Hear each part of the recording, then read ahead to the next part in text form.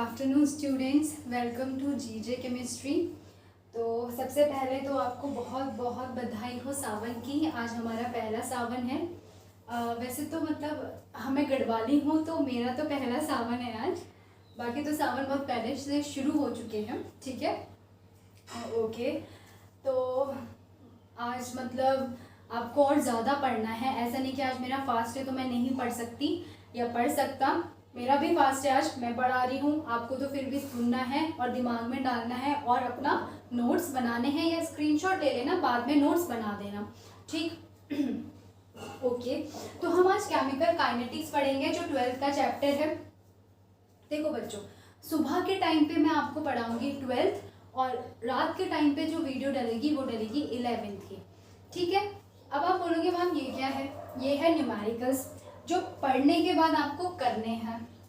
लेकिन आज एक दिक्कत हो गई है। क्या दिक्कत हो गई है कि आपको पता है ये वीडियो मैं कब से बना रही हूँ? 12 बजे से बना रही हूँ। और मेरे साथ दो दिक्कत हुई है। फर्स्ट टाइम जब मैंने वीडियो बनाई तो उस टाइम पे क्या हुआ, जब मैंने वीडियो बनाई मैंने फ़ैन ऑन कर दिया। एक्चुअली में यहाँ पे एसी तो है नहीं। फ़ैन अगर मैं मतलब ऑफ करके ऑन करके रखूँगी तो स्पीकर फटेगा और आपके कान फट जाएंगे, ठीक। तो वो भी अच्छा नहीं है। दूसरी चीज़ ये है कि मैंने फ़ैन ऑन करा और एकदम से जब मैंने बाद में देखा अरे फ़ैन तो ऑन है, मतलब आप यकीन नहीं मानोगे मैं पहले क्वेश्चन में पहुंच चुकी थी। 1 घंटे की वीडियो मेरी पहले क्वेश्चन में पहुंच चुकी थी और जब मैंने देखा मैं बोला यार कितनी मेहनत लगती है एक वीडियो बनाने में। और मेरा आज फास्ट भी है तो मैं कॉन्टीन्यूसली बोल भी रही हूँ, तो वो मैंने डिलीट करी। नेक्स्ट टाइम क्या हुआ, मैं तीसरे क्वेश्चन में पहुंच चुकी थी। आप यकीन नहीं मानोगे, जस्ट 5 मिनट्स पहले की बात है, पीछे से कॉल आ गया मुझे। और वो वीडियो मतलब ऐसा होता है कि मतलब मर्ज भी अगर मैं करूँगी ना तो बहुत ही कट पट करके मतलब बहुत अजीब सा हो जाता है। तो और बीच में मतलब कोई ना कोई आ रहा है, इतना बैकग्राउंड साउंड है, बहुत ही ज़्यादा दिमाग मतलब ऐसा हो गया मेरा कि यार जब मैंने सुना तो बैकग्राउंड साउंड भी आ गया। वो आता है ना कूड़ा वाला, कचरा डालो, वो आया और उसी की साउंड आ रही है। मेरी साउंड उसमें बिल्कुल ऐसे उसने डोमिनेट कर दिया मेरी साउंड को, तो वो भी मुझे डिलीट करना पड़ा। तो आप यकीन नहीं मारोगे 12 बजे से अभी 2 बज गए हैं शायद, मैं इसमें लगी हुई हूँ। तो अब एक काम करेंगे, मैं आपको जो टॉपिक पढ़ाने वाली हूँ वो मैं पढ़ाऊँगी, बहुत अच्छे से पढ़ाऊँगी, चाहे 3-4 बज जाए। उसके बाद देखो मेरे को ट्यूशन्स भी पढ़ाने होते हैं। तो अभी क्या करेंगे, ये पढ़ाने के बाद मैं क्या करूँगी, आपको ये जो न्यूमेरिकल्स होंगे ये आप घर से करके लेके आओगे, ठीक। फिर नेक्स्ट वीडियो में मैं ये न्यूमेरिकल्स कराऊँगी। अगर पॉसिबल हुआ तो शायद आज शाम को ट्यूशन्स के बाद या अपने काम करने के बाद मैं ये 3 न्यूमेरिकल्स आपको करा दूँगी, ठीक है। तो ये तो आपका है होमवर्क जो मैंने पहले ही आपको बोल दिया। अभी थोड़ा डिफिकल्ट लग रहा है लेकिन बिल्कुल भी डिफिकल्ट नहीं है, मतलब बहुत ही ज़्यादा इजी है। आप तो बोलोगे मैम आप मत ही कराओ, हम खुद ही करके आएंगे। आप बोलोगे मैम हम आपकी वीडियो ही नहीं देखते दूसरी, पर देख लेना क्योंकि आंसर्स के लिए देख लेना, ठीक। आगे आगे करके आंसर्स चेक कर लेना। अगर आपका आंसर आ जाता है, मुझे तो लगता है, पूरी उम्मीद है कि आप बहुत ईजिली इन क्वेश्चन को कर लोगे, ठीक। नहीं करोगे तो मैं हूँ, मैं करवाऊँगी। और मैंने सोचा था कि मैं एक ही वीडियो में आपको कम मतलब पूरा ख़त्म करा दूँ ये क्वेश्चंस, फिर कल मैं नेक्स्ट टॉपिक लेके आऊँ। लेके तो मैं कल नेक्स्ट टॉपिक ही लेके आऊँगी, चाहे मुझे आज शाम को ये तीनों क्वेश्चन क्यों ना कराना पड़े, ठीक है। तो अभी मैं सिर्फ आपको समझाती हूँ जो मुझे समझाना है। हम अपना केमिकल काइनेटिक्स शुरू करते हैं, ठीक है। तो अब आते हैं कि केमिकल काइनेटिक्स शुरू करने से पहले हम कुछ चीज़ों में डिस्कस करेंगे। देखो, रिएक्शंस, मान लो मैंने कोई भी रिएक्शन कराई, रिएक्टेंट से मेरा बना है प्रोडक्ट। अब जब हम कोई भी रिएक्शंस करवाते हैं, यानी जो केमिस्ट और साइंटिस्ट जब कोई भी रिएक्शंस करवा रहा होता है तो वो किस चीज़ में फोकस करता है। मतलब सिर्फ रिएक्शंस करवाया हो गया क्या? नहीं। पहला जो वो फोकस करता है जब रिएक्शन के दौरान, जो पहला फोकस उसका रहता है वो रहता है आपका फिजिबिलिटी। फिजिबिलिटी में रहता है। फिजिबिलिटी आपका कौन बताता है? फिजिबिलिटी हम पढ़ते हैं थर्मोडायनामिक्स में। किस में पढ़ते हैं?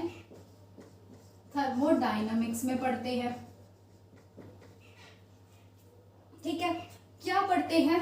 डेल्टा जी पढ़ते हैं हम फिजिबिलिटी के लिए। ये होती है आपकी जिब्स एनर्जी, जिब्स एनर्जी, जब किसी भी रिएक्शंस की डेल्टा जी 0 से छोटा हो जाता है, कोई भी रिएक्शन का जब डेल्टा जी 0 से छोटा हो जाता है वो रिएक्शन होती है आपकी फिजिबल, और अगर बड़ा हो जाता है तो वो रिएक्शन हो जाती है आपकी नॉट फिजिबल, और delta G is equal to 0 हो जाएगा तो वो रिएक्शन होती है इक्विलिब्रियम रिएक्शन। ये हम थर्मोडाइनमिक में पढ़ेंगे, ठीक है, ओके। सेकेंड, हम किसी भी रिएक्शन को जब करवाते हैं, जब प्रोडक्ट बनना शुरू होता है तो क्या देखते हैं, एक्सटेंट ऑफ रिएक्शन देखते हैं। क्या देखते हैं, एक्सटेंट ऑफ रिएक्शन देखते हैं। ये हम कहाँ पढ़ रहे होते हैं, ये हम पढ़ते हैं केमिकल इक्विलिब्रियम में। इसको हम केमिकल इक्विलिब्रियम में अच्छे से पढ़ेंगे, ठीक। थर्ड, हम रिएक्शन में क्या देखते हैं, रेट और देखते हैं स्पीड। रेट देखते हैं और स्पीड देखते हैं। ये हम कहाँ पढ़ते हैं, केमिकल काइनेटिक्स में पढ़ते हैं। केमिकल काइनेटिक्स में हम पढ़ते हैं। काइनेटिक्स का मतलब ही आपका क्या होता है, स्पीड होता है। क्या होता है, स्पीड होता है। यानी कि केमिकल काइनेटिक्स हमें ये बताता है कि कैसे किसी भी रिएक्शन की स्पीड चेंज होती है, यानी कि कैसे कोई रिएक्टेंट जब प्रोडक्ट में कन्वर्ट हो रहा होता है तो उसकी जो स्पीड है वो किस स्पीड से आपका रिएक्शन कर रहा है।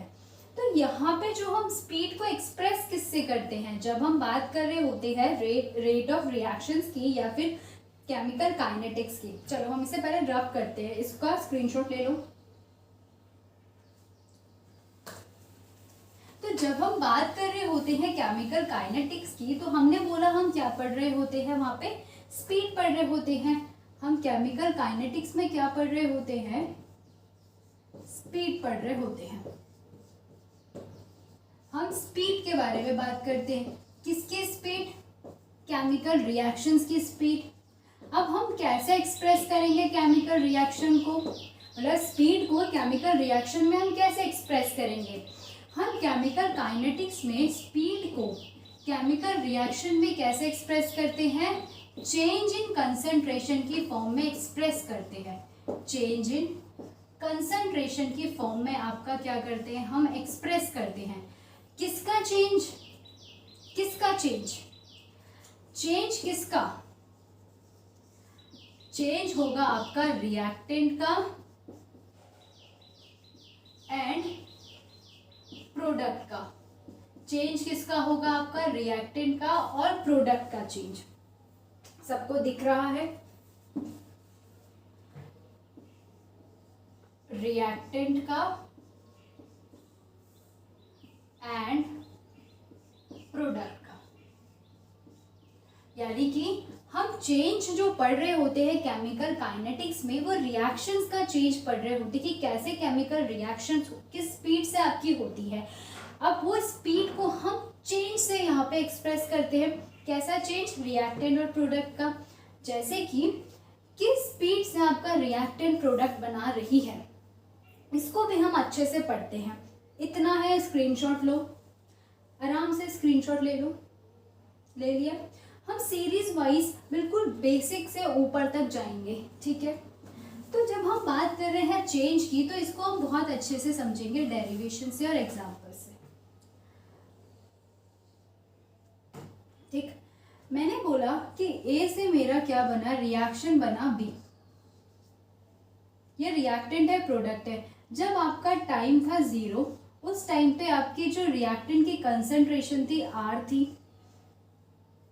मैं न्यूमेरिकल वैल्यू भी लेके चलूंगी क्योंकि बेटा न्यूमेरिकल वैल्यू से बहुत अच्छे समझ आता है। मतलब मैं जब कुछ चीज़ पढ़ रही होती हूँ, समझ रही होती हूँ, तो मैं चीज़ों को कंपेयर करके चलती हूँ। ऐसा में क्या होता है ना, बहुत अच्छे से आप समझ सकते हो अगर आप कोरिलेट करके चीज़ों को चलोगे। मैं यहाँ पे न्यूमेरिकल टर्म लेके चलूंगी ताकि आपको और अच्छे से समझ आ सके।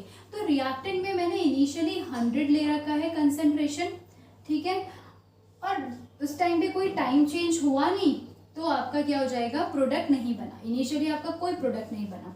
मैंने बोला कुछ टाइम बाद आपका टाइम बढ़ा, कुछ टाइम आपका बढ़ा, उस टाइम पे आपके रिएक्टेंट की कंसंट्रेशन है R1 और प्रोडक्ट की है P1। क्या होता है, मैंने बोला जब आपका कुछ टाइम बढ़ा तो इसमें से 100 में से 30% आपका प्रोडक्ट बन गया। 30% प्रोडक्ट बनेगा तो रिएक्टेंट कितना रह जाएगा, 70 रह जाएगा। थोड़ा टाइम और बढ़ा, थोड़ा टाइम आपका क्या बढ़ा, और बढ़ा, और टाइम बढ़ा। अब आपने देखा ये हो जाएगा आपका R2 कंसंट्रेशन ऑफ रिएक्टेंट। यहाँ से थोड़ा और प्रोडक्ट बना, मान लो कि आपका 10% और प्रोडक्ट की तरफ चला गया। P2 से हम रिप्रेजेंट करेंगे इस टाइम पे कंसंट्रेशन ऑफ प्रोडक्ट, यानी कि 10 और आपका प्रोडक्ट की तरफ गया तो अभी क्या बना, आपका प्रोडक्ट कितना हो जाएगा, 40 हो जाएगा। यहाँ पे कितना बचा, 60 बचा। तो आप यहाँ से क्या क्या चीज़ों को कंक्लूड कर पा रहे हो, देखो हम यहाँ से ये चीज़ कंक्लूड कर पा रहे हैं कि टाइम के चेंज होने से कंसंट्रेशन क्या डिसअपियर हुई, मतलब जब भी आपका रिएक्शन हुआ, टाइम चेंज हुआ, रिएक्टेंट से प्रोडक्ट बना, तो कंसंट्रेशन क्या डिसअपियर हुई। 100 पहले भी थी, 100 अभी भी है और 100 यहाँ भी है। यानी कि यहाँ से हमें ये पता चलता है कि कोई भी रिएक्शन आप करवा लो, कोई भी रिएक्शन करवा लो, रिएक्शन टूटेगी, रिएक्शन बनेगी, प्रोडक्ट का फॉर्मेशन होगा, ठीक है। तो रिएक्शन क्या होगा, टूटती, रिएक्टेंट टूटते हैं, रिएक्टेंट बनते हैं, मतलब कंबाइन होकर एक प्रोडक्ट बनाते हैं, लेकिन आपका डिसअपियर नहीं होते। यानी कि पहले मैंने 100 लिया और कुछ टाइम बाद यहाँ पे मैं बोलती कि 20 बचा है और यहाँ पे 70 बचा है, ये तो यहाँ पे 70 बचा है, क्या ऐसा हो सकता है। तो टोटल आपका क्या हो रहा है, 90 हो रहा है। 90 हो ही नहीं सकता कि क्योंकि जितना रिएक्टेंट में आपकी कंसंट्रेशन रही होगी ना इनिशियली, उतना ही आपके बाकी भी चलती रहेगी। यानी कि कंसंट्रेशन यहाँ पे 100 है तो टोटल यहाँ पे भी 100 होना चाहिए, यहाँ पे भी 100 होना चाहिए। प्रोडक्ट आप कितना भी बना लो, आपकी कंसंट्रेशन इनिशियली जो लिए वो चेंज नहीं होती है, ठीक है। तो यहाँ पे आ जाएगा आपका 30। पहली चीज हम ये समझे। दूसरा हमने ये देखा कि टाइम के बढ़ने से जो रिएक्टेंट की कंसंट्रेशन है वो डिक्रीज हो रही है। देख रहे हो 100, 70, 60। टाइम के इंक्रीमेंट में रिएक्टेंट की कंसंट्रेशन हो रही है डिक्रीज और प्रोडक्ट की कंसंट्रेशन क्या हो रही है, इंक्रीज। यहाँ पे तो प्रोडक्ट आपका 0 था, फिर आपका 30 हुआ, फिर आपका 40 हुआ, ठीक है। ओके, इतना हमको अच्छे से समझ आ गया। तो हम रेट ऑफ रिएक्शन को कैसे डिफाइन करेंगे वो हम इसके बाद पढ़ेंगे। इतना समझ आ गया तो मैं इसे रब कर रही हूँ, आपको स्क्रीनशॉट लेना है तो आप ले सकते हो, ठीक है। तो अब रेट ऑफ रिएक्शन को कैसे डिफाइन करेंगे देखते हैं। अब हम लिखेंगे हमारा जो टॉपिक है रेट ऑफ रिएक्शन। हमने क्या पढ़ा, रेट ऑफ रिएक्शन होता है आपका change in concentration. Change in concentration क्या बोला हमने, रेट जो है वो आपका क्या है, चेंज इन कंसंट्रेशन। किसके किसके कंसंट्रेशन में चेंज आ रहा है, रिएक्टेंट के कंसंट्रेशन में चेंज आ रहा है आपका, और आपके प्रोडक्ट के कंसंट्रेशन में क्या आ रहा है, चेंज आ रहा है। अंडरस्टूड। रिएक्टेंट का कंसंट्रेशन कैसे चेंज हो रहा है, माइनस, यानी कि डिक्रीज हो रहा है, और इसके आगे है प्लस जो ऑलरेडी होता है, लिखने की जरूरत नहीं होती है। तो ये क्या हो रहा है, माइनस जो होता है वो इंडिकेट कर रहा है कि रिएक्टेंट आपका डिक्रीज करता है टाइम के बढ़ने पे और प्रोडक्ट आपका इंक्रीज करता है। ऐसे आपका कंसंट्रेशन चेंज होता है विथ रिस्पेक्ट टू टाइम, ठीक है। एक और चीज जो यहाँ पे आप देख लो, ये वाला जो पार्ट है, अच्छे से लिख लेते हैं इसको, ये भी रेट है। ये वाला जो पार्ट है, ठीक, ये वाला जो पार्ट है, अब देखो क्या हो रहा है, रिएक्टेंट क्या हो रहा है, धीरे धीरे डिक्रीज हो रहा है, यानी कि रिएक्टेंट धीरे धीरे आपका डिसअपियर हो रहा है। इसको हम और क्या बोल सकते हैं, इसको हम बोलते हैं rate of disappearance. Rate of disappearance हम इसको बोलते हैं। और यहाँ पे आप देखोगे इनिशियली आपका जो प्रोडक्ट था वो 0 था और बाद में ये बड़ा और बना भी, मतलब बना फिर बड़ा, ठीक है। टाइम के बढ़ने से आपका प्रोडक्ट भी क्या हो रहा है, बढ़ रहा है। तो अपीयर हो रहा है, आपको कुछ चीज़ें अपीयर हो रही है धीरे धीरे, तो इसका जो और नाम होता है उसको हम बोलते हैं रेट ऑफ अपीयरेंस। इतना आपको समझ आ गया होगा, ठीक है, ठीक है, इतना आ गया समझ। एक और चीज इसी में देखो, मान लो मैंने रिएक्शन करी ए से बी। एक चीज याद रखना, जिस रेट से, ये है आपका रेट, जिस रेट से आपका रिएक्टेंट डिक्रीज होगा, स्मॉल चेंज नहीं आएगा यहाँ पे, डेल्टा चेंज आएगा, ठीक है, डेल्टा आएगा यहाँ पे। जिस रेट से आपका रिएक्टेंट डिक्रीज होता है, उसी रेट से आपका रिएक्टेंट जो प्रोडक्ट होता है वो इंक्रीज होता है, ये आपका प्रोडक्ट है। उसी रेट से आपका जो प्रोडक्ट होता है वो क्या हो रहा होता है, इंक्रीज हो रहा होता है। जिस रेट से आपका रिएक्टेंट घट रहा होगा, उसी रेट से तो प्रोडक्ट बनेगा, है ना।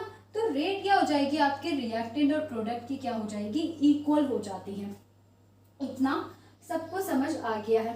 कुछ चीज और डेल्टा के बारे में समझते हैं, स्मॉल डी के बारे में समझते हैं, और इस स्क्वायर ब्रैकेट के बारे में हम समझेंगे क्या होता है ये। स्क्वायर ब्रैकेट जो आपका होता है, ये आपका मोलर कंसंट्रेशन को एक्सप्रेस करता है, मोलर कंसंट्रेशन को दर्शाता है। डेल्टा हम तब यूज करते हैं जब टाइम डिफरेंस जो होता है बहुत ज़्यादा होता है। मैंने बोला मतलब बहुत ज़्यादा टाइम है, जैसे कि मैंने 4-5 घंटे का टाइम डिफरेंस ले लिया। मैंने बोला 1 बजे से 5 बजे तक, 1 बजे इतना था रिएक्टेंट, 5 बजे इतना हो गया। जब टाइम बहुत ज़्यादा होता है, टाइम डिफरेंस, तब हम डेल्टा का यूज़ करते हैं। और ये दोनों बेसिकली आपके चेंज को एक्सप्रेस करता है, ठीक है, चेंज को एक्सप्रेस कर रहा है। डेल्टा क्या बोला मैंने, जब टाइम डिफरेंस बहुत ज़्यादा होता है। डी जो होता है, जब स्मॉल टाइम डिफरेंस होता है, तब हम स्मॉल डी लिखते हैं। इतना हमें पता होना चाहिए, तभी हम डेरिवेशन और न्यूमेरिकल्स कर पाएंगे। इतना हमें समझ आ गया। अगर समझ आ गया तो मैं इसे रब कर रही हूँ नीचे वाले को, ठीक है, ओके। तो इसे मैं रब कर रही हूँ, ये भी आपने लिख लिया होगा, रेट ऑफ अपीयरेंस और डिसअपीयरेंस, ठीक। इसको मानो इक्वेशन 1 और इसको मानो इक्वेशन 2। जब मैं दोनों इक्वेशन 1 और इक्वेशन 2, इक्वेशन 1 एंड इक्वेशन 2 से मिलकर क्या बनेगा, आपका एवरेज रेट रिएक्शन बनेगा, एवरेज रेट ऑफ रिएक्शन बनेगा। कैसे बनेगा, क्या बोलता है, एवरेज रेट ऑफ रिएक्शन बोलता है कि आपका जो कंसंट्रेशन, सेम वही चीज बोल रहा है, बस थोड़ा सा आपको खोल के दिखा रहा है कि आपका जो रिएक्टेंट होता है टाइम के साथ क्या हो रहा है, वो बोल रहा है टाइम के साथ डिक्रीज हो रहा है, T2 माइनस T1, और जो आपका प्रोडक्ट है वो टाइम के साथ क्या होता है, आपका टाइम के साथ क्या हो रहा है, आपका इंक्रीज होता है। क्या होता है, आपका टाइम के साथ इंक्रीज होता है।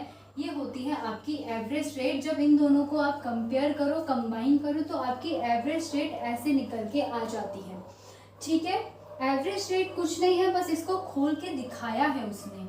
यहाँ पे हमने चेंज दिखाया है, इसलिए डेल्टा का यूज़ नहीं किया जाएगा। ये होती है हमारी एवरेज रेट। इतना अगर हमें समझ आ गया तो आप इसका स्क्रीनशॉट ले लीजिए, क्योंकि इसके बाद मैं आपको ग्राफ में रिप्रेजेंट करके बताऊंगी अच्छे से, ठीक है। तब आपको और ज़्यादा क्लियर हो जाएगा, ठीक है। इसका स्क्रीनशॉट ले लिया होगा, अच्छे बच्चे हो। तो एवरेज रेट दोबारा से लिख देते हैं यहाँ पे। एवरेज रेट हमारा क्या था, एवरेज रेट, वैसे तो एवरेज रेट को हम ऐसे लिखते हैं, ठीक है। ये एवरेज, ये आपका क्या होता है, एवरेज रेट मैंने बोला minus of R2 minus of R1, concentration में चेंज आया है, मतलब रिएक्टेंट की कंसंट्रेशन आपकी डिक्रीज हुई है टाइम के चेंज से, ठीक। और क्या होता है, प्रोडक्ट जो होता है उसकी कंसंट्रेशन में इंक्रीज होता है आपका टाइम के चेंज से, change in concentration with respect to time, ये आपका रेट ऑफ रिएक्शन बता रहा है और एवरेज रेट आपको अच्छे से बता भी रहा है, अच्छे से बिल्कुल खोल के बता दिया उसने, एक्सप्रेस कर दिया कि कैसे हम चेंज को लिखते हैं। चलो ग्राफ से हम इसे रिप्रेजेंट करते हैं अच्छे से, तो एक ग्राफ बनाएंगे फिर अच्छे से हम उसे समझेंगे। यहाँ पे जो मैं ग्राफ बना रही हूँ वो बना रही हूँ delta R by delta T का, ठीक। ये है आपका रिएक्टेंट का कंसंट्रेशन। यहाँ पे मैं बना रही हूँ प्रोडक्ट की कंसंट्रेशन टाइम के साथ। बहुत ध्यान से समझना, ये समझ जाओगे तो मतलब अभी जितना भी मैंने समझाया वो सारा इस ग्राफ में सम अप हो रहा है, ठीक।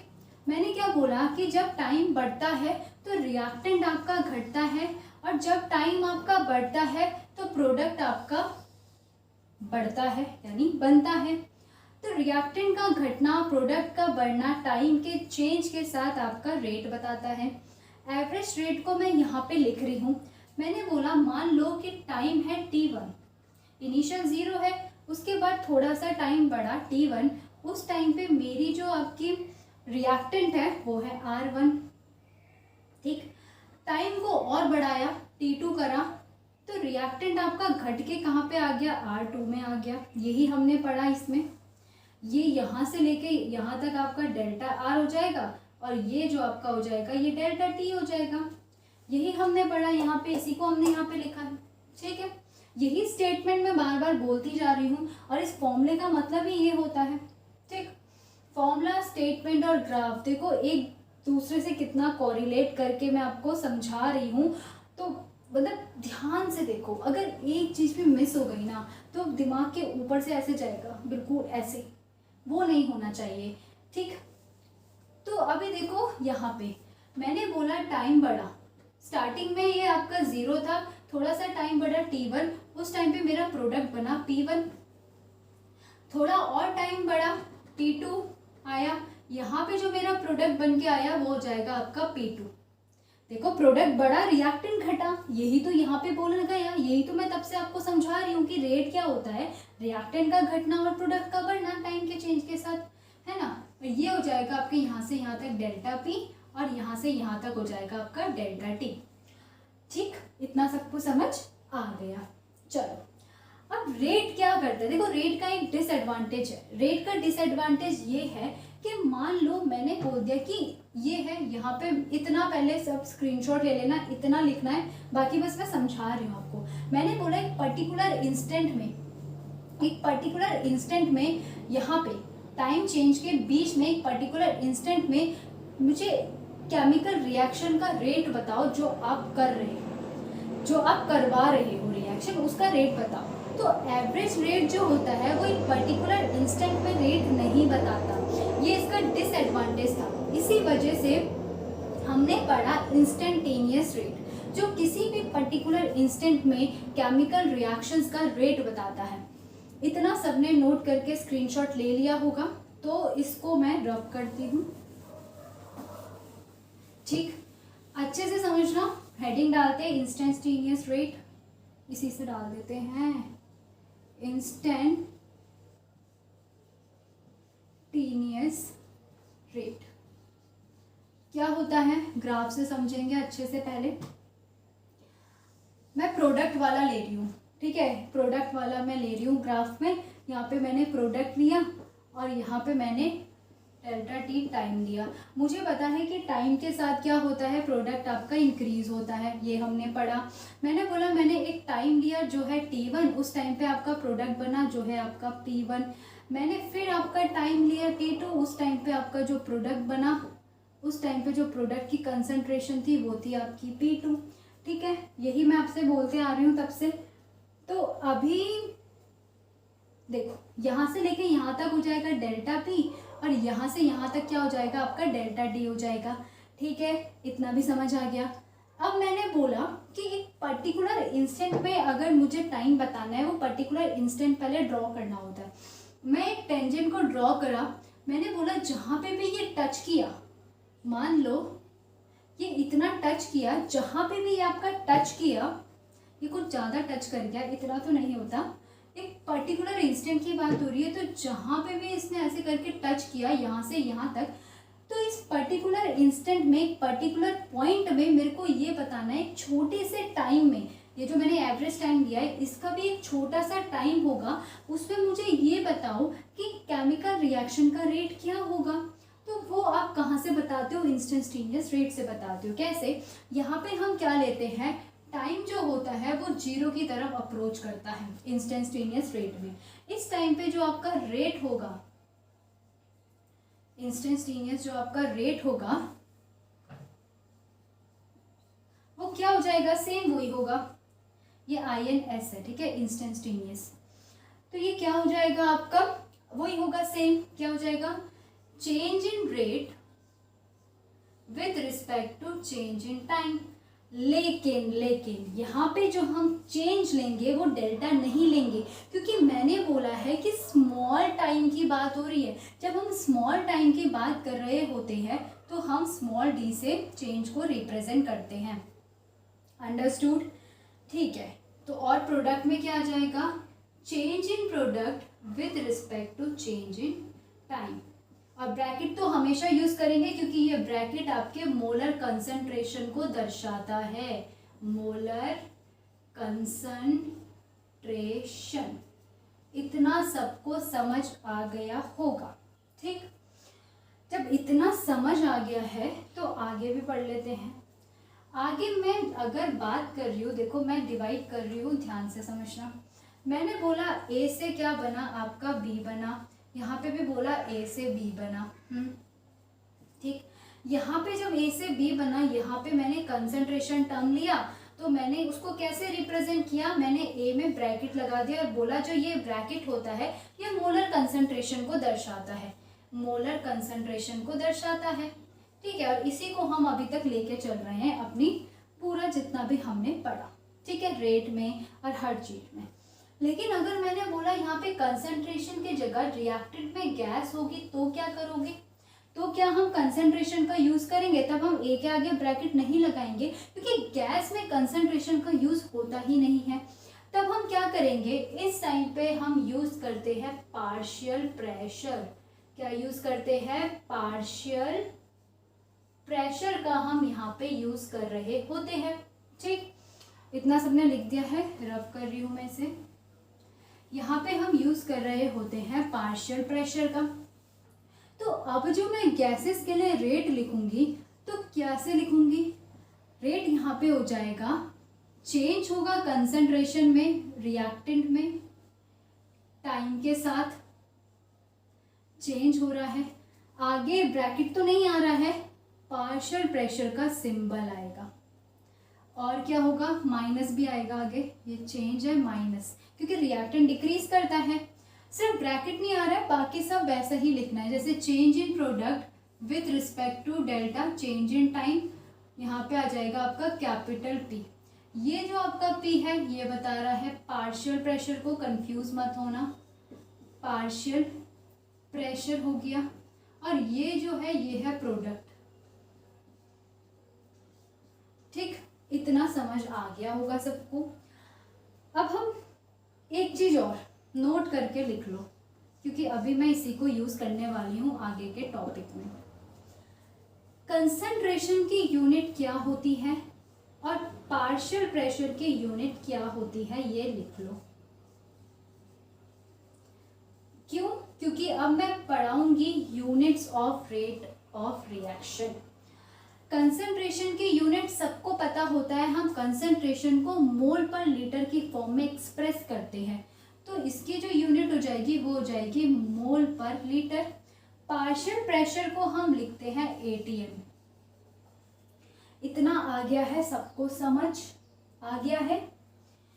अगर समझ आ गया है तो इसका स्क्रीनशॉट ले लो। यहाँ पे देखो मैंने टिक मार दिया था, यहाँ तक मैं पहुंच गई थी कि ये मैंने करा दिया है, पर चलो कोई बात नहीं, ठीक है, जैसा भी है। फिलहाल इसका स्क्रीनशॉट ले लो, ठीक। अब हम क्या पढ़ेंगे, units of rate of reaction हम पढ़ेंगे। क्या पढ़ेंगे हम, units of rate of reactions हम पढ़ेंगे, ठीक है, ऐसा ही हमने पढ़ना है। तो units of rate of reaction में सबसे पहले हम कंसंट्रेशन वाला पढ़ेंगे। कंसंट्रेशन वाला पढ़ेंगे तो यहाँ पे क्या होता है आपका, या फिर तो रिएक्टेंट होता होगा या फिर आपका क्या होता होगा, या फिर आपका यहाँ पे प्रोडक्ट होता होगा, स्क्वायर ब्रैकेट है, ठीक है, कुछ भी हो है तो कंसंट्रेशन। आप चाहे आप एवरेज रेट का निकालो, चाहे आप नॉर्मल रेट का निकालो, ऊपर कंसंट्रेशन है, हम लिखेंगे कंसंट्रेशन है। हमें नहीं पता, देखो एवरेज रेट में अब ये तो नहीं आप करोगे कंसंट्रेशन 2 माइनस कंसंट्रेशन 1, है तो कंसंट्रेशन, नीचे है तो टाइम ना, बस उसको उसने चेंज को खोला है एवरेज रेट में, ठीक है। तो कंसंट्रेशन अपॉन टाइम आपका होता है rate, change in concentration with respect to time. Concentration को हम कैसे लिखते हैं, मोल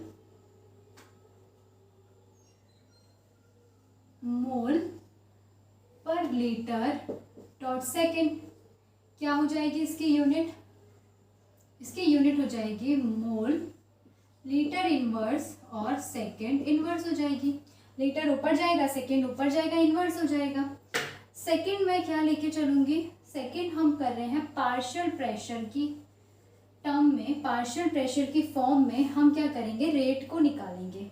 पार्शियल प्रेशर, जब हम पार्शियल प्रेशर की फॉर्म में निकालेंगे रेट को, तो आपका क्या रेट क्या हो जाएगा आपका, मैंने क्या बोला, पार्शियल प्रेशर ऑफ रिएक्टेंट होगा या फिर आपका पार्शियल प्रेशर ऑफ प्रोडक्ट होगा, ठीक है, चेंज तो रहेगा ही, और यहाँ पे आ जाएगा आपका टाइम। तो पार्शियल प्रेशर तो है ऊपर, क्या फर्क पड़ता है रिएक्टेंट प्रोडक्ट का, माइनस से यूनिट का कोई मतलब, ये जो साइन होते हैं ना, इससे यूनिट को कोई फर्क नहीं पड़ता है। तो पार्शियल प्रेशर है, हमने क्या बोला है, पार्शियल प्रेशर को हम लिखते हैं एटीएम को फॉर्म में, और नीचे टाइम हो जाएगा आपका सेकेंड। तो यूनिट आपकी क्या हो जाएगी, यूनिट आपकी हो जाएगी ATM second inverse. ATM second inverse आपकी इसकी क्या हो जाएगी, यूनिट हो जाएगी।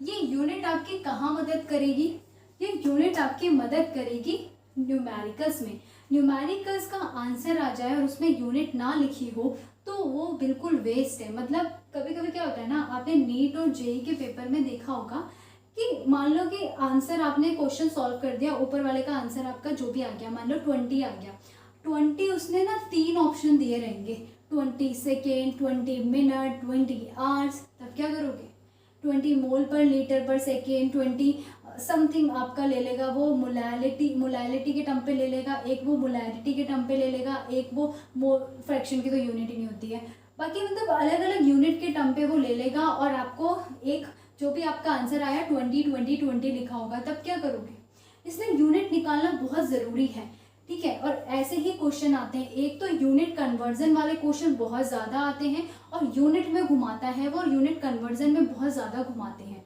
जो एग्जामिनर्स होते हैं। तो इसको दिमाग में रखना, क्वेश्चंस हार्ड सॉल्व, मतलब स्टार्टिंग आप नीचे से करो, लेकिन कोशिश करो कि सारे क्वेश्चन सॉल्व करेंगे हम। ये मेरे स्टार्टिंग के 3 क्वेश्चन हैं एनसीईआरटी के, जो इस टॉपिक के बाद आते हैं, ठीक है। मैंने तो सोचा था इसे आज करवा दूंगी, आज मैं शाम तक इसे करवा दूंगी वैसे, ठीक है।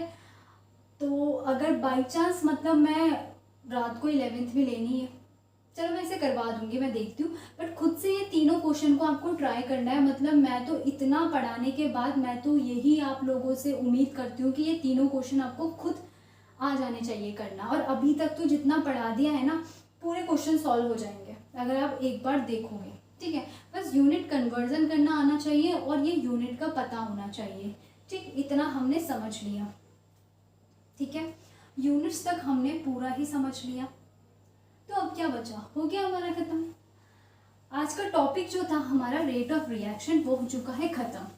तो जब हमारा खत्म हो चुका है तो एक काम करते हैं, एक क्वेश्चन मैं कर लेती हूँ, 2 क्वेश्चन में आपको होमवर्क दे देते हैं।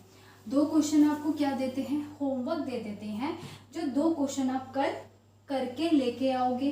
बाई चांस अगर मुझे आज टाइम नहीं मिला तो जो कल मेरी वीडियो होगी उसमें सबसे पहले ये 2 क्वेश्चंस होंगे, ठीक है। तो एक काम करते हैं, ठीक है, पहला क्वेश्चन कर लेते हैं। पहला क्वेश्चन आपका क्या है क्या दे रखा है, फर्स्ट क्वेश्चन ये ख़त्म ही हो गया। वो मैं जो 3 घंटे से लगी हुई हूँ ना, वो कभी कुछ डिस्टर्बेंस हो रहा है, कभी तो क्या ही बताऊँ, उसमें ये ब्लैक वाला तो ख़त्म ही हो गया है मार के। तो चलो ब्लू से ही करते हैं।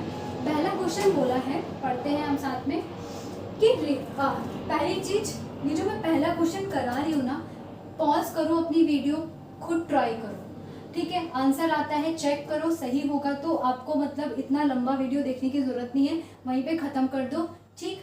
नहीं तो क्या करो, गलत आया तो देखो, मैं तो करवा ही नहीं हूँ, बट खुद से ट्राई करो, ठीक है। तो पहला क्वेश्चन मेरा क्या है रखा है कि रिएक्टेंट से आपका प्रोडक्ट बना, ठीक। कंसंट्रेशन जो थी स्टार्टिंग में रिएक्टेंट की वो 0.03 थी और कुछ टाइम बाद वो 0.02 m हो गई। कैपिटल M क्या होता है? कैपिटल M जो होता है वो मोलैरिटी को दर्शाता है। कैपिटल M क्या होता है आपका? मोलैलिटी को दर्शाता है, मोलैलिटी को दर्शाता है कैपिटल M, ठीक। अब ये मोलैलिटी जो होती है बेसिकली ये आपका कंसंट्रेशन की बात हो रही है, मोलैरिटी हो चाहे मोलैलिटी हो, ये कंसंट्रेशन की बात कर रहा है, ठीक है। तो जब ये कंसंट्रेशन की बात कर रहे हैं, डायरेक्टली हम यहाँ पे लिखते हैं जो हमारा M होता है वो किसकी बात कर रहा है? कंसंट्रेशन की बात कर रहा है। कंसंट्रेशन हमको पता होता है क्या होता है आपका? मोल पर लीटर होता है, ठीक है। इतना हमको क्या होता है? पता होता है। चलो आगे बढ़ते हैं। उसने बोला रिएक्टेंट से प्रोडक्ट गया, जब इनिशियली आपकी कंसंट्रेशन क्या रही होगी? पॉइंट समथिंग जो भी रही होगी, हमें नहीं पता। कुछ टाइम बाद आपकी जो कंसंट्रेशन हुई रिएक्टेंट की वो 0.03 हुई, 0.03 m है। और थोड़े टाइम बाद और आपकी जो रिएक्टेंट की कंसंट्रेशन हुई और डिक्रीज होगी, कितनी हो गई? 0.02 m हो गई, ठीक है। उसने बोला ये जो T2 और T1 का जो डिफरेंस है, यानी कि जो आपका चेंज इन डेल्टा T है, चेंज इन टाइम है, वो कितना दे रखा है आपको? वो आपको गिवन है 25 मिनट्स आपको दे रखा है, चेंज दे रखा है। डायरेक्ट टाइम निकालने के लिए नहीं बोला है, डायरेक्टली आपको चेंज दे दिया है। अब उसने बोला है कि आपको रेट ऑफ रिएक्शन मिनट में निकालना है और सेकेंड में निकालना है। तो एक में हम यहाँ पे निकालते हैं मिनट में, ठीक, और यहाँ पे हम निकालते हैं सेकेंड में। तो पहले मिनट में निकालते हैं। रेट क्या होता है आपका? चेंज हो रहा है कंसंट्रेशन, किसकी बात करी उसने? रिएक्टेंट की बात करी। रिएक्टेंट में चेंज करेंगे तो minus of R2 minus R1 रहेगा। चेंज है तो कंसंट्रेशन है तो ब्रैकेट तो यूज हो गई, स्क्वायर ब्रैकेट, अपॉन क्या हो जाएगा आपका? डेल्टा T, ठीक है। चेंज R2 कितना दे रखा है? 0.02 दे रखा है, ठीक है। माइनस बाहर है, माइनस में ये बोल रहा है कि इनिशियल कंसंट्रेशन कितनी दे रखी है? 0.03 दे रखी है, ठीक। टाइम तो आपको डायरेक्टली दे रखा है, चेंज इन टाइम आपको कितना दे रखा है? 25 मिनट्स दे रखा है, 25 मिनट्स दे रखे हैं। सॉल्व करोगे कितना आ जाएगा? माइनस 0.01 अपॉन 25 मिनट, और ये तो होता है मोल पर लीटर। ब्रैकेट खुलेगा, माइनस माइनस प्लस में कन्वर्ट हो जाएगा, और आपका आंसर जो आएगा, देखो कैलकुलेशन ना खुद से करना घर पे। देखो आंसर मेरे को आइडिया नहीं है कि मेरे वीडियो में नीचे वाला आ रहा है कि नहीं आ रहा है, इसलिए मैं आंसर यहाँ पे लिख रही हूँ। तो जो मेरा आंसर आएगा यहाँ से निकल के, जो मेरा आंसर आएगा ये ऊपर गया, ठीक है। यहाँ से जो निकल के मेरा आंसर आएगा वो आ रहा है मेरा 25 मिनट्स की बात हो रही थी यहाँ पे, ठीक है। यहाँ पे आ जाएगा 4 × 10⁻⁻4 m मिनट इनवर्स, ठीक है। कंसंट्रेशन को कैपिटल M भी हम लिख सकते हैं। तो ये मेरा आंसर आया, मिनट में निकल गया, इसमें तो कोई प्रॉब्लम नहीं हुई होगी। जो भी मैंने पढ़ाया बस फॉर्मूले को पुट करा, फॉर्मूले में अपने जो न्यूमेरिकल्स वैल्यू थे उसको पुट किया और आंसर निकाल दिया। अब क्या बोला उसने? सेकंड बोला है कि इसको मुझे सेकंड में भी निकालना है। मिनट में मैंने ऑलरेडी निकाल दिया है, यहीं से हम इसे सेकंड में कन्वर्ट करेंगे।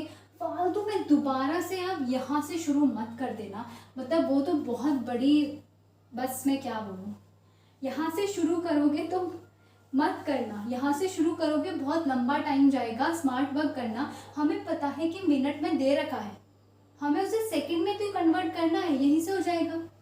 1 मिनट में कितने सेकंड होते हैं? 60 सेकंड होते हैं। मुझे यहाँ पे सेकंड चाहिए, क्या करूँगी? ये पहले तो इसको ढंग से लिखो, 4 × 10⁻⁻4 कैपिटल M प्लस मिनट है, ठीक है। इस मिनट को मुझे सेकंड में कन्वर्ट करना है, जिसके आगे कुछ नहीं है, यानी कि 1 मिनट आपको दे रखा है। तो ये हो जाएगा आपका 4 × 10⁻⁻4 M।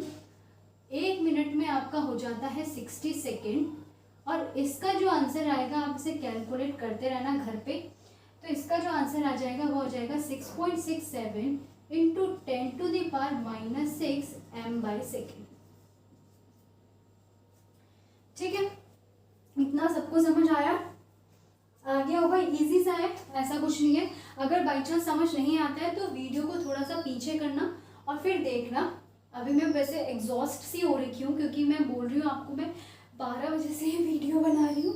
वो अलग बात है कि छोड़ो, अब जो भी हुआ, मैंने अपनी तरफ से बहुत अच्छे से कोशिश करी कि मैं आपको ये टॉपिक समझाऊं। फिर भी बाई चांस अगर आपको लगता है कि मैं नहीं समझा पाई ढंग से या कोई प्रॉब्लम हो गई, तो आप ज़रूर मुझे कमेंट करना, ठीक है। मैं आपको मतलब अच्छे से, मतलब अगर मुझे लगा कि आपको नहीं समझ आया और मुझे और समझाना चाहिए, कुछ चीज़ें तो ऐसी होती है कि आप वीडियो को दोबारा से पीछे कर सकते हो। देखो ऑनलाइन में तो यही आपका फ़ायदा होता है कि हम, ऑफलाइन में क्या होता है, हम दोबारा टीचर से पूछते नहीं, कभी कभी शर्माते हैं ना बच्चे, नहीं पूछते। लेकिन ऑनलाइन में क्या है, पूछने की ज़रूरत ही नहीं है। आप पीछे करोगे वीडियो को, दोबारा से देखोगे, अच्छे से समझ आएगा। बाई चांस आपको फिर भी नहीं समझ आया और आप बोलते हो कि मैम हमें एक और बार समझाना है, तो मैं नेक्स्ट वीडियो जब आएगी क्वेश्चंस के साथ, तो मैं आपको पक्का दोबारा से समझाऊंगी, ठीक है। ऐसा नहीं है नहीं समझाऊंगी, बिल्कुल समझाया जाएगा। मुझे ऐसा लगता है कि एक और क्वेश्चन करवा देना चाहिए। एक मैं आपको होमवर्क देती हूँ, तो वो फिर मैं आपको कल अपनी जो नेक्स्ट टॉपिक आएगा उससे पहले वो क्वेश्चन करवा दूंगी। सेकेंड क्वेश्चन आप खुद करके आओगे, थर्ड क्वेश्चन में करवा रही हूँ, ठीक है। इतना तो सबने नोट कर लिया। थर्ड क्वेश्चन मैं आपको करवा रही हूँ, ठीक है। एक क्वेश्चन आपका होमवर्क है, ये वाला क्वेश्चन आपका होमवर्क है। ये हमारा हो गया। थर्ड क्वेश्चन क्या दे रखा है कि एक रिएक्शन है आपकी, कैसे रिएक्शन है, जो 2A से P बना रही है। ए आपका डिक्रीज हुआ यहाँ से यहाँ तक, यानी 0.5 से 0.4 मोल पर लीटर तक आपका डिक्रीज हुआ है 10 मिनट में। रेट निकालना है, इस टाइम पे रेट कितना होगा, ठीक है। इस क्वेश्चन को करने से पहले एक चीज समझ लो। क्या समझेंगे? स्टेटमेंट लिखो ऊपर और समझो, तभी ये क्वेश्चन होगा। मुझे लग रहा है शायद मैंने छोड़ा हो ये, तो स्टेटमेंट लिखो और करो। जब आपका कोई प्रोडक्ट, मतलब रिएक्शन होती है, रिएक्टेंट से जब आपका प्रोडक्ट बनता है, तो हम रेट को कैसे एक्सप्रेस करते थे? रेट हम लिखते थे कि रिएक्टेंट जो होता है आपका, उसमें आता है चेंज, ऐसे करके, ठीक है। रिएक्टेंट जो होता है वो आपका डिक्रीज करता है, और जो आपका प्रोडक्ट है वो आपका क्या कर रहा होता है, इंक्रीज कर रहा होता है, ठीक है। अगर मैंने इसके आगे स्टीक्योमेट्रिक कोफिशिएंट लगा दिया, तो ये जो आपके इसके आगे नंबर होते हैं ना, इसको हम क्या बोलते हैं, क्या बोलते हैं? स्टीक्योमेट्रिक कोफिशिएंट बोलते हैं। स्टीक्योमेट्रिक कोफिशिएंट हम इसको बोल रहे होते हैं, ठीक है।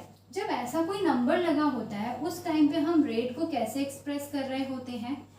जो भी हमने लिखा, यानी कि जो भी हमने चेंज लिखा रिएक्टेंट में, ये लिखा था, तो जो मेरा स्टीक्योमेट्री होगा वो मल्टीप्लाई 1/A हो जाएगा। A टाइम के साथ आ जाएगा, ठीक है। ऐसे हम प्रोडक्ट के लिए करेंगे। प्रोडक्ट में हमारा रेट क्या था, क्या था आपका? Change in B, change in product with respect to time. इसके आगे जो स्टीक्योमेट्री है वो क्या है आपका? 1/B। ऐसे कर देंगे। इतना हम सबको समझ आ गया। जो भी स्टिक्योमेट्री होगा वो आपका टाइम के साथ में आ जाएगा, ठीक है, यानी कि कंसंट्रेशन के डिवाइड में आ जाएगा। इतना आप सबको अच्छे से समझ आ गया होगा, ठीक है। अगर इतना आपको समझ आ गया है तो क्वेश्चन आप आराम से कर लोगे। अब हम क्वेश्चन करते हैं।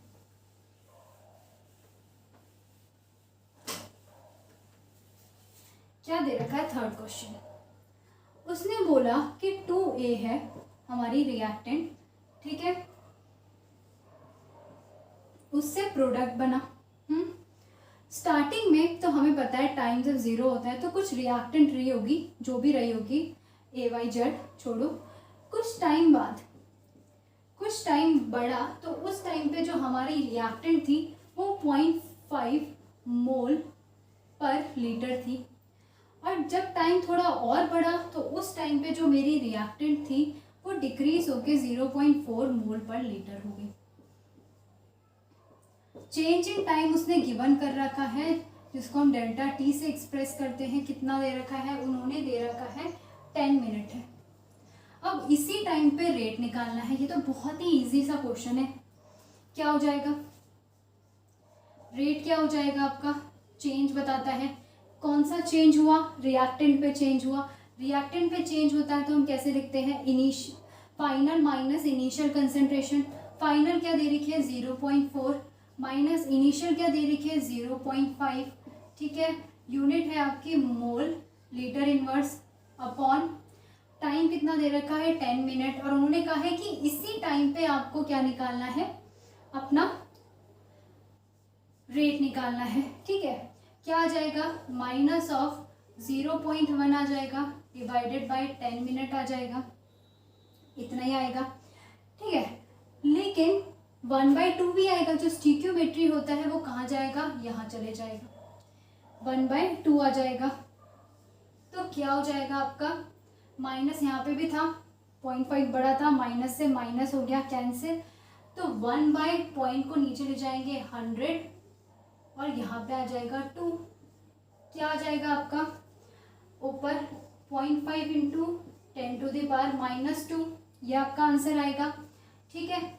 पॉइंट को हटाएंगे, एक और यहाँ पे साइन जाएगा, 10⁻³ आपका क्या हो जाएगा? मोल पर लीटर डॉट मिनट में है। तो ये आपका आंसर है। ये तो बहुत ही सिंपल था, बस आपको ये समझना था स्टिक्योमेट्री वाला।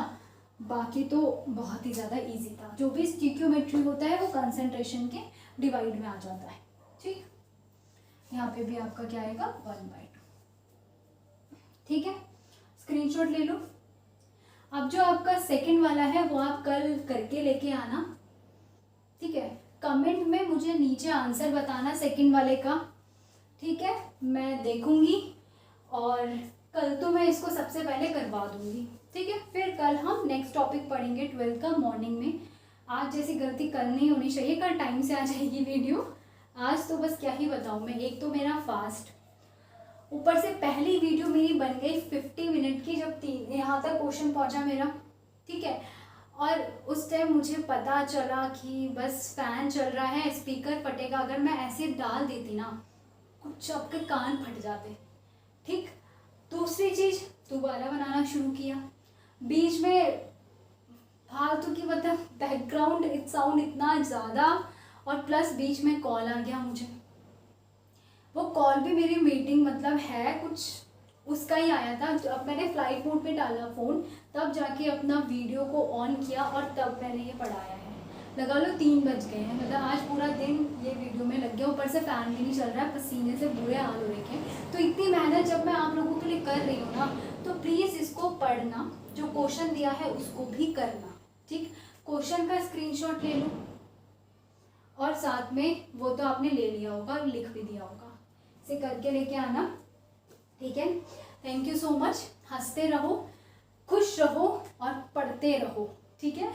Okay, bye bye, thank you.